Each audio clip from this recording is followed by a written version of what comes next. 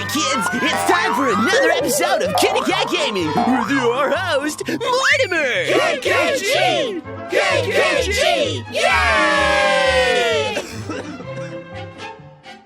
Hey everybody, and welcome back to another exciting episode of KittyKatGaming. I am back with Aaron from Game Grumps. Still in the facilities. And Yuji's in the bathroom.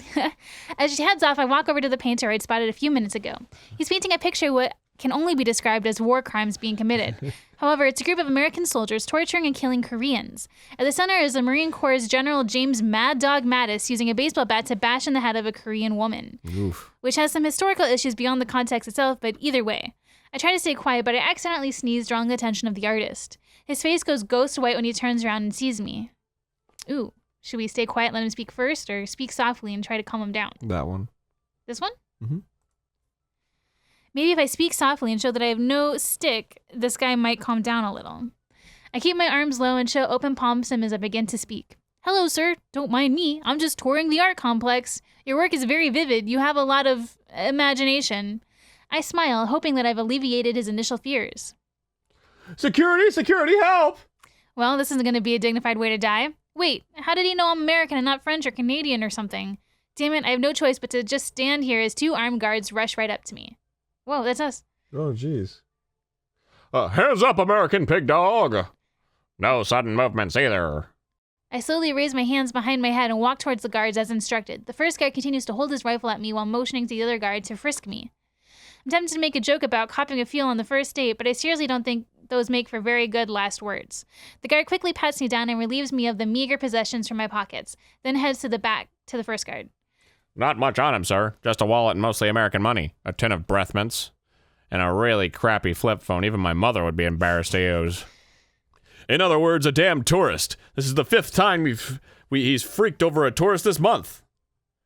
Han Ji-won, we told you to stop freaking out over every American who comes near you. The artist, Han Ji-won, turns back to his easel sheepishly without using another word to me. Unfortunately, the guards have more to say. I just wish they'd lower their weapons while doing so. Okay, Yankee Doodle, where's your tour guide? You know the rules, no wandering off from the guides. I'm sorry, my tour guide needed to use the restroom. Had to hit the head, did he? Oh my god. So you guys use that phrase too? Oh, and my guide is a she. No way they assigned a female guide to an American, no joking. You've got a loaded weapon aimed at my head, and I'm all for jokes, but I usually prefer them to not end in my death as a punchline. I'm telling the truth, my tour guide is a female. Her name is Zhang. Tell you what, we'll just wait for Zhang to show up. It takes another 10 minutes, but Zhang finally arrives on the scene. 10 minutes. It's like she didn't even notice the heavily armed men casually hanging out with me.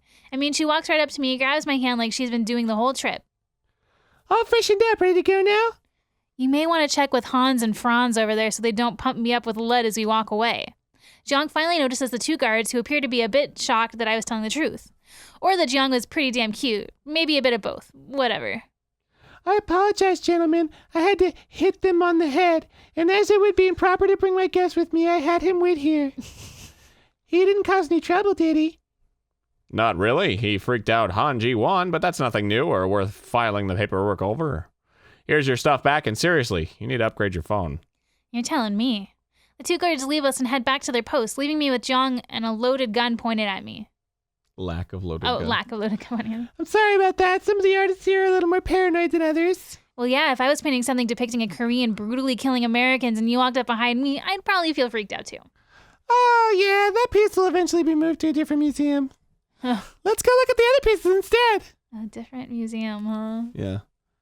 The good one. We head around the spacious art complex, gazing at various pieces, mostly in silence. Not exactly a comfortable silence after what just happened, but it's not unpleasant either. Eventually, the lull in conversation is broken by Zhang's soft voice. I'm sorry I had to see that painting. It's no big deal, Zhang. Everyone has their version of history. I suppose. However, it must be hard learning that your country has committed unspeakable crimes against innocents. I can't deny that we haven't been perfect, but I'm pretty sure the Mad Dog never bashed in anyone's head with a baseball bat. Well, at least not in Korea. I'm feeling a tad confused. I'm supposed to hate you. I've been told Americans are nothing but murderers and looters. Yet you seem different. Governments have a lot of power to sway the minds of the people into believing something. It's not until you meet an actual individual that you realize we're all pretty much the same in the end, even the British. Is that a stab at the British? That does make some sense. I mean, I've given tours to different Americans the past couple years. None of them seem the type to slaughter anyone. They all had their quirks, but overall they seemed nice enough. Don't worry about it too much. We're all just people in the end. God, we're converting her. Yeah. It's getting kind of late in the afternoon. Ready to get lunch? Yes, I would like that. Oh boy. Is this Hogwarts? Yeah. Since the trolley bus won't be back for a while, we end up eating at the complex's cafeteria. This might be the most meager meal I've had since coming here, and the worst kimchi. Jung and I sit in a corner away from the others, lest another guy panics at my lack of Koreanness. There's more art to see, and we should probably end the tour with the grand monuments outside before smacking the trolley bus. It's hit the bus, but anyways, isn't that where Yoonji had our international incident? Yes, at the statues of our beloved leaders who transcended to watch over us from the stars. That's a rather beautiful way of describing the death of someone. Death? Gods do not die. They transcend when it's time and leave their progeny in charge. Progeny. You think the former leaders are gods? Not at all. They're not former leaders. They just guide us in transcendent state. Right. So how about this kimchi? Yoonji is way better, am I right? Jung appears almost lost in reverent thought about the dead leaders. Maybe that's for the best. The relative silence is uninterrupted as a bowl clangs to the ground. Oh, it's interrupted. Looking over, I see a middle-aged lady who has unfortunately dropped her kimchi. The poor woman appears to be on the verge of tears as she uses her own shirt to mop up the mess. Couldn't they use a mop or something? No, the rule for wasting food is one must clean it up with their own cloth. Will they at least give her another bowl of food? Seriously, I can see her ribs through her shirt. No, each person's only allowed one bowl. She'll have to wait until she goes home to eat. That doesn't seem fair. Even the drill instructors weren't that cruel in boot camp. It seems sad, but she was given according to her needs. To give her more would be to deny someone else's needs. It's fucked up. I probably have a really dumbfounded look on my face. It just seems unfathomable. It's not like the bowls of kimchi were that big anyways. They're going to let her starve? Can you wait just 1 second? I have to do something. Need to split the head? That's hit the head. And no, I just need to do something. It'll only take a minute. Okay, but please don't leave the mess hall. I won't. I pick up my bowl of kimchi, of which I've only eaten a spoonful, with some reservation considering how many people are staring at me already. I slowly walk over to the woman who has spilled her food. She's sitting alone and crying softly and waiting for the end of her scheduled break. She doesn't hear me approach, but I'm pretty sure I feel all eyes on me. When I finally get to her, I place my bowl in front of her.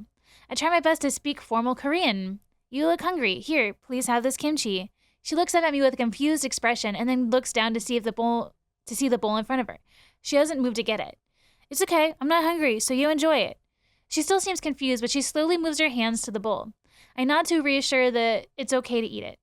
When she finally has it in her hand, I realize I'm not going to steal it, knock it over, or slap her. She softly mumbles to me. Thank you.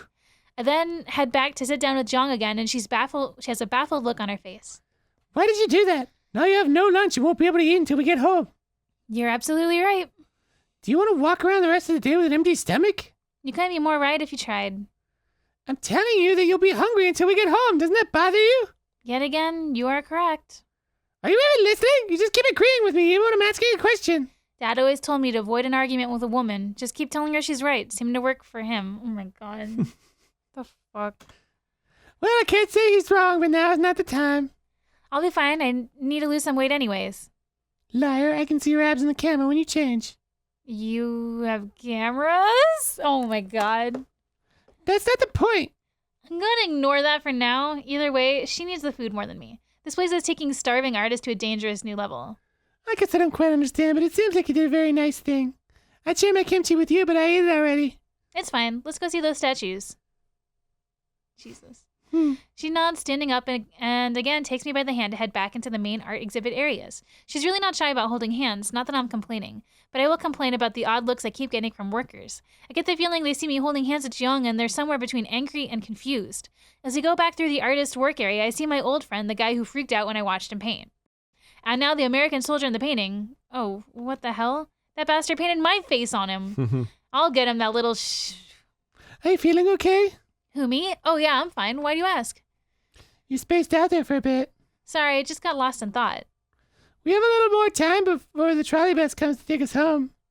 Shall we go to the statues now? Sure thing. Just do me a favor and don't go full Yoonji on me and bow while I'm trying to take a picture. Silly boy, only Yoonji does that. Always in a rush and she never checks. It was bound to happen someday. Too bad she destroyed the evidence. Yeah, that would have made an awesome CG shot. A what now? Nothing. Let's go. Oh, okay. There they are. Jiang leads me back outside, and we travel a path to Mansudae Hill, home of many large monuments to Korea and the Workers' Party. Jiang takes us to large statues of the first 2 leaders of Korea. She bows to them and then turns to talk to me. These are the statues of the 2 great leaders, the original leader and the son who followed him after his transcendence. They stand at 22 meters tall and are made of bronze. Original leader on the left was erected first while he was still leading us on the ground. He was covered in gold leaf in the original statue, but was later altered to bronze. Yeah, Sorry. Yeah, those are some really tall statues. I should get a picture so everyone back home. I whip out my hopelessly outdated flip phone and try to work the camera as best as I can. As soon as I take a shot, Jiang is peering over my shoulder at the results. No, I'm sorry, that won't do. You need to delete that and take it again. What? Why? It's a pretty good shot for the shoddy phone. And you aren't even in the photo, so there's no wardrobe malfunctions. I don't think you understand why Yoonji was so angry in her story. While I'm sure she was embarrassed that little unmentionables on film, she was more upset that the Russian tourists hadn't gotten all of both statues in the shot. Wait, so because I don't have their legs all in the shot, I have to retake it? Yes, I cannot look the other way on this. Please delete and try again. Fine, here goes nothing. I delete the photo and try to frame both of them in one tiny screen. No good. I have to keep moving back, but the further back I go, the smaller the picture. After about 5 bad takes, I finally get a shot that fits them in the frame. Very good, this photo's acceptable. Sure, too bad I can't tell that they're statues anymore. It's almost time for the trolley bus to get here. Let's head over to the stop. Sounds good.